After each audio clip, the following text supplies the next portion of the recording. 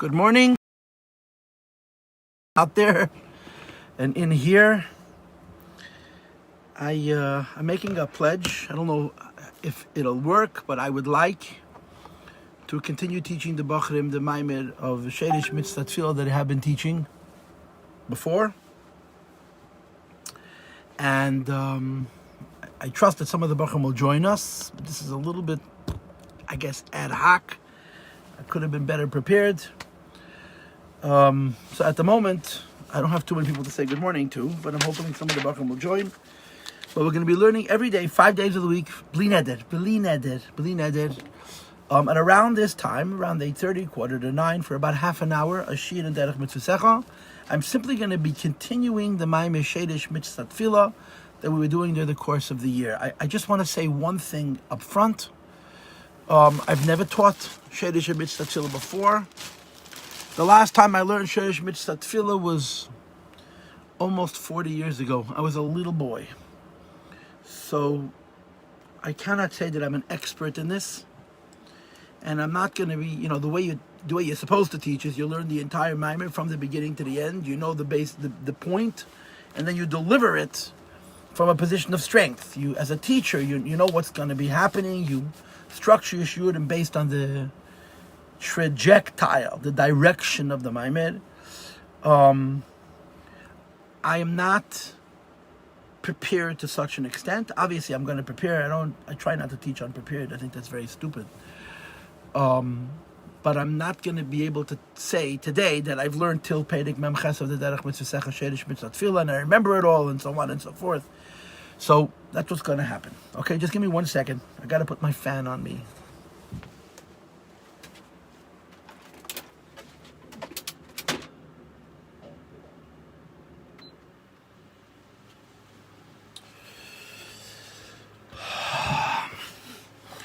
When we started doing this, when we started doing Shoresh Mitzvas Hatefilla, I had a limited goal, which I met, as you know.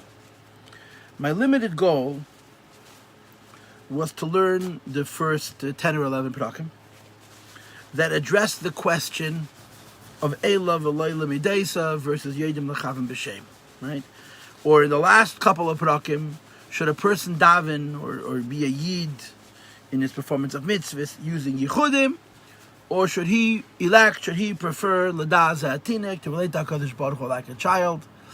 And the Rebbe explained to us, first of all, the veracity, the legitimacy, the kashrus of being mechavim b'shem, of davening and having in mind the sfiris, the lakus, which is established in the sfiris, and that it's not a contradiction to achdos chas v'shalom. But he also explained the necessity for it, right? That if you want your tefillas to be answered, there's the idea of hilulim, and therefore you have to meshech HaKadosh Baruch Hu. In other words, the very beginning of the derech mitzvah, beginning from the end of perek beis, I presume, until approximately perek yud and yud aleph, the Tzemach Tzedek was giving us an introduction. It wasn't the Maimed of Shoresh Mitzvas Hatefilla per se. It was an introduction.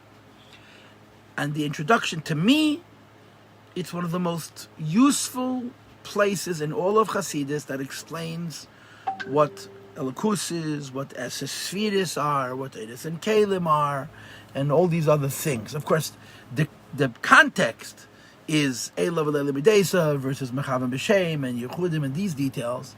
But what we learned was a little bit of an understanding. And of course, the last couple of classes that I gave, which would be Monday, Tuesday, Wednesday last, we spent a couple of days, I went over the list of questions that I prepared for the students, a little bit about what's the meaning of Elikus, what's the idea of godliness, what's the meaning of Ein Seif. The Maimed begins now, really. We're on page we're on page 238. Kuf Yates Amid Beis, page 238. I guess I'll start from V'amnam Inyan HaYichudim, which is chapter 11, perek yud aleph. It's about 7 lines. In the line that begins with the word Ubiyur. This is where we're going to start. And really at this point, we go back to lahavan in Shoresh Mitzvas Hatefilla. In other words, the Tzemach Tzedek wrote a sefer that he's not explaining us Taimi HaMitzvahs. He's not teaching us halacha. He's not explaining us Taimi HaMitzvahs. He's explaining us Taimi HaMitzvahs al pi Chasidus. That's the point. Kabbalah Chasidus insight into Taimi HaMitzvahs. During the course of this year, we learned a handful. We learned Tshuva, we learned Avos Yisrael, we learned Melech, we learned Yiyud and Pidyon. And I think we learned one more, but I cannot remember. Okay, we learned a handful of mitzvahs. And I told you from the beginning that after Pesach, we're going to be doing Shoresh Mitzvas Hatefilla. And we're ready to really start the mitzvah itself, okay? Now, what is the spirit of the Maimer? The spirit of the Maimer is the comparing and contrasting of Kriya Shema and Tefillah. In other words, I'm telling you ahead of time that I'm not prepared. I did not learn this Maimer till the end before I teach it, which is how I would really like to teach. I just don't have the time. I learned this Maimer, but a very long time ago, and I really don't remember it. I probably didn't understand it very well when I learned it, either. So, this is where the Maimer starts. What is the spirit of this Maimer on Tefillah? It's the comparing and the contrasting of Kriya Shema and Tefillah. Every day a Yid says Shema, every day a Yid davens, and of course the Chazal say that you're supposed to join them together. We call it Smichas Geula Tefillah. You don't just say Shema at one point in the day and daven at another point in the day, but you bring the Shema and the Shemoneh Esrei together, because even though technically they're separate mitzvahs, they're distinctly separate mitzvahs. Krishma is a mitzvah, which has its times. Tefillah Midaraisa does not have times. Tefillah Midaraisa, according to the Rambam, is once a day. According to the other Rishonim, it's whenever you have a real need, as we discussed in the beginning. The Chachamim were kaveya the idea of davening 3 times a day, and also the Nusach HaTefillah, and then they also introduced Smichas Geula Tefillah. You should not just daven and say Shema, but you should do them together. And of course, the way we do it is we join 3 things together. We join Psukei de Zimra, and we join Krishma and Shemoneh Esrei together. I believe, and this is more than a bit chutzpahdik on my part to say, but I believe that that's the real meaning of the word Pisa. Peiros al Shema, which is brought down to Rebbe Shulchan Aruch. Peiros al Shema means to take different parts of davening that represent different ideas. Psukei de Zimra is to praise Hashem. Bechas Krishma and Kriya Shema is to say Shema. And the Sheva B'Yom Hilal Ticha, the 7 brachas to go along with it. And then, of course, Shemoneh Esrei is Bakoshas Trachav, to ask Hashem for our needs, and Avodah Shabalev. And it was Nikva by the Gedolei Yisrael, by the Anshe Knesset HaGedolah, or later, to do these one after the next. And of course, in Kabbalah, this evolution, this chain of pieces of davening, Psukei de Zimra, Birchas Krishma, Kriya Shema, and even what's before Psukei de Zimra, what we call Karbonis and Funfarent, before Shemoneh Haidu, become 4 rungs of a ladder: Asiya, Yetzira, Bria, Atzilus. In other words, ideas that once upon a time, or in principle, were fundamentally disparate. They were separate. Every day you just say, praise HaKadosh Baruch Hu with a bracha before and after, Baruch Shomer Yishtabach. Every day a person has to say Shema with brachas before and brachas after. There are 7 brachas, 3 in the morning, 4 at night. And every day after Shemoneh Esrei, they made them into they strung them together into a ladder. And you're climbing step by step by step. Our Maimer, which of course is Lahavan Inyan Shoresh Mitzvas Hatefilla, is talking about davening, does it by comparing it and contrasting it to Kriyas Shema. That we say Shema, and then we say Shemoneh Esrei. What is Shema? What is Shemoneh Esrei? What do they represent, and why are they joined the way they're joined? I want to say up front, that of course the halacha is that a person who's Teirasa Yom Nosei, Teirah is his vocation, is parted from Tefillah, does not have to daven.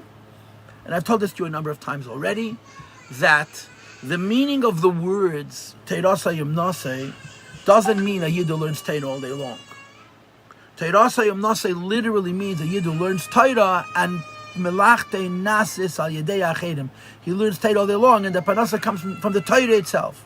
It's a very rare madrega. According to Hasidus, this is the level of Yechida, it's the level of a Chol Moedecha. It's a very high level. So the Gemara says that only very rare people were able to achieve this status of Teirasa Yom Nosei, because Teirasa Yom Nosei means I learn Torah, and from Torah itself I have Parnasa Gashmis, which is normally not the way it is. Tapanas Davas, you have to daven. And of course, for most of us, Tapanas Gashmis, you have to do what's called Amal Malacha. You got to go out and work. To sit and study Torah and the Parnasa will come. This is a very, very high level. And the halacha, of course, is that a person who's Terasa Yom Nasa is potter from Tefillah, potter from davening, but not from Krishma.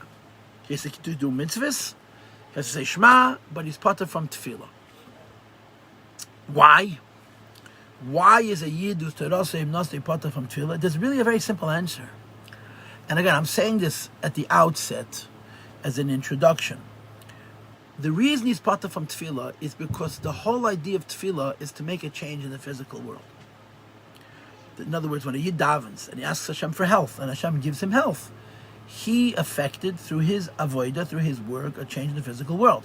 When a Yid doesn't need for parnasa, and he calls out to HaKadosh Baruch Hu, when he says Barech Aleinu, which was the bracha about parnasa, and Hashem provides him with parnasa, his prayer made a change in the physical world.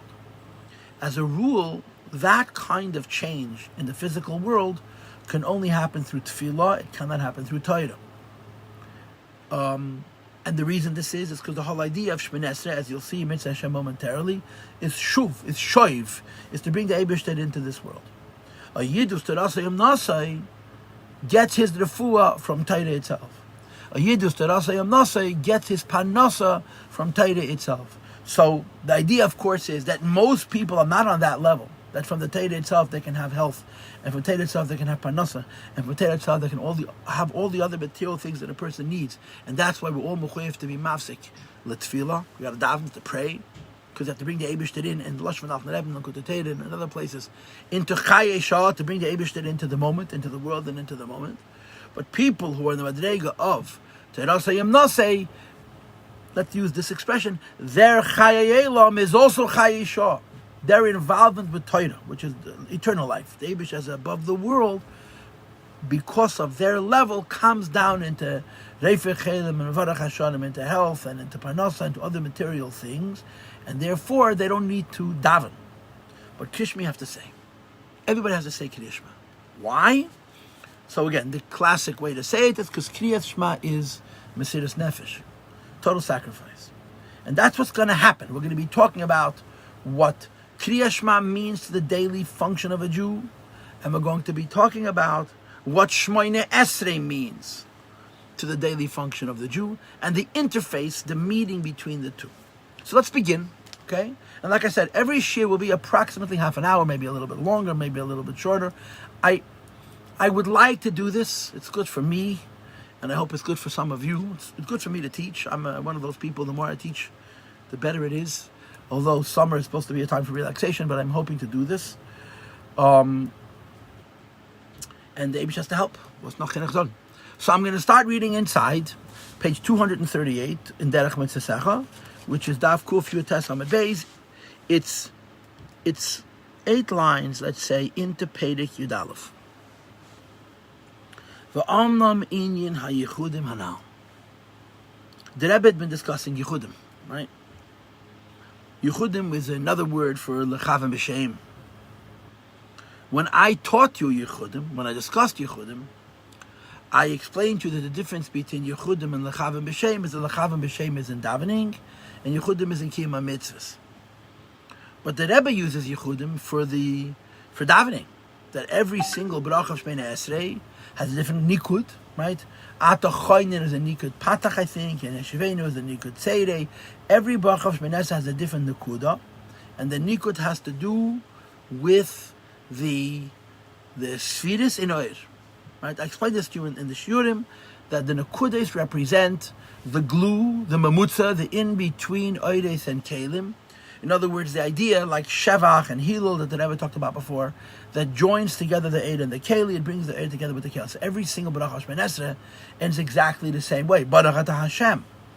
But in Kabbalah, every single Hashem is a different nikud, because it represents a different sfira, or how Ein Save goes into a different sfira, because that's the concept of Shmoneh Esrei, to bring the Eibush into the world to the various different sfiras. Krishma is Ratzu, as you'll see in a moment, or two, and Shmoneh Esrei is Shuv. Says the Rebbe, but understand that the Eibishter set the bar. The Eibishter created the world. The Eibishter created a system of involvement between heaven and earth. There's There's things that happen in the Eibish's relationship with the world, whether we daven or we do not daven. Because the Eibish has to be Chayas Ha'elam, he sustains the world. When we daven, and we're asking for more, and through our davening, and through our Kiyum HaMitzvahs, we're creating a yichud, a union on high, which translates into additional chayas coming from heaven to earth. It says the Heilige Rebbe is lahamshich ha'ara chadasha. It brings down an additional light. May eid ein seif mamish, from the ein seif mamish, b'teisvis ilui rav le'ein keitz, to a far greater extent, al ha'ara harishayna, on the original trace light that Hashem brings into the world in a unilateral way. In other words, obviously, before the first Jew davened the first tefillah, the world existed. And if the world existed, the world needed to be sustained. The world needed to be given life. And that sustenance, that existence, that life comes from Hashem Hussein Tzav Baruch Hu. So the Eibishter created the world in such a way that there are Yechudim. But the Yechudim that sustain the world, so to speak, naturally are what you and I would call Chitzonius Yechudim, limited Yechudim. Then along comes the Yid and he's Mechavim B'Shem, his Miyached Yechudim and Shemon Esrei, and so forth and so on, to add additional light. So the Rebbe says the additional light that the Yid wants to add is not a little bit more. It's Le'in Kates. Moreover, V'yum Shach Ha'ar Alamat. He wants to bring down a higher Yichud, in other words, to bring Eid Ein Seif from an even higher level. And number two, that it should come all the way down into the physical world, Achi Yichud Zun, V'chulu, Al Derech Dugma, by way of analogy. And the point, of course, is that it should all come down into the physical world. This is what says in Tanya, in the Lahovin Mashikosav B'Priyetz Chaim, one of the last Maimorim in the very back of the Tanya. Is one of the most difficult, or perhaps the most difficult piece in the entire Sefer Tanya Kedisha. The Alter Rebbe begins that Maimer by discussing the concept of Tefillah. First page is Tefillah. Then he talks about mitzvahs versus Torah, Malachim, Neshamas, a bunch of stuff. But that, he gets the Kedesh Kuntesachin Lahovin Mashikosav B'Priyetz Chaim, begins with a discussion on davening. And the Alter Rebbe says, what's unique about davening? What separates davening from mitzvahs and Torah? And he says, because davening makes a change in the physical world. Torah doesn't make a change in the physical world. Mitzvahs do not make a change in the physical world. Although we do them physically, they don't have an overt physical effect. The inyan of refuah on the other hand, the inyan of tefillah on the other hand, prayer, makes a physical change in the physical world because Hashem answers our prayer. If you ask for health, maybe she gives you health, your prayer made a physical change in the world. If you ask for parnasa and the Eibush provides you parnasa, your prayer made a physical change in the physical world. And as I explained this to you at length,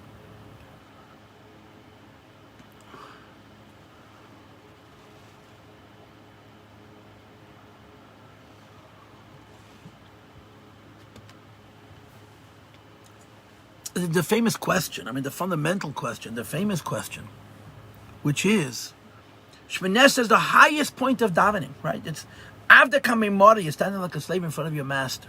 It's the highest point of davening.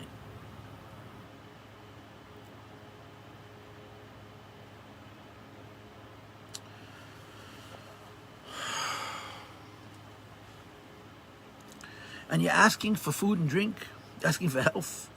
You're standing in front of the king. You should be engaged in that relationship alone. You shouldn't be concerned with your material interests. You know, the famous Ma'aseh with Shmuel Munkes. Fair Alter Light stehen nur für Mitternacht Betten essen. Shmuel Munkes was traveling to the Alter Rebbe. And he spent the Shabbos of Slichas in a small little village. And the people who hosted him were wonderful people, but they were very simple, very, very unschooled. Very simple people. And they woke him up at 1 o'clock in the morning to say, Slichas, Matzah Shabbos. And Shmuel Munkes says, why are you waking me up in the middle of the night?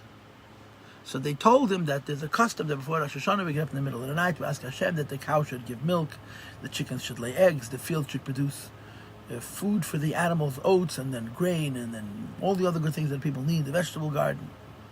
So Shmuel Munkes commented, Feh, Alter Light, that means grown-ups getting up in the middle of the night to ask for food. Babies ask for food in the middle of the night. Shmuel Munkes was trying to teach them, make a point. Shmuel Munkes also said slichas, but he had a different slichas than the slichas that they understood. He was trying to teach them something. But there is this rhetorical question. There is this Shaila Chezeres. How does it happen that in Shemona Esrei, which is Avda Kamim Mori, is standing in front of HaKadosh Baruch Hu, all of a sudden you're asking for yourself, Bakashas Tzrach, your needs? And there's a very good answer. You're asking for your needs, but what you're really asking for is that Hashem should show himself in the physical world. If Mashiach comes, you daven. Matzmiach keren Yeshua. Beini Yerushalayim. All the other tefillas that we say, Melech, Oyev, Tzedakah, Mishpat, all of these tefillas, Goyal Yisrael, we're asking for ourselves. But what we're really asking is not just for the thing, for the material blessing or bounty or wish that we have, but that it should come from Hashem. And therefore, when Hashem gives us what we ask him for, he's being revealed in this world. So it makes sense, actually, that at the highest point in tefillah, you're asking for health and for panos and other things, because what you're asking at this high point is that Hashem should not be the kind of truth that if you want to have a relationship with, you have to go away from this world, but that he shows himself in this world through the brachas that he brings. And that's the mystical meaning of prayer.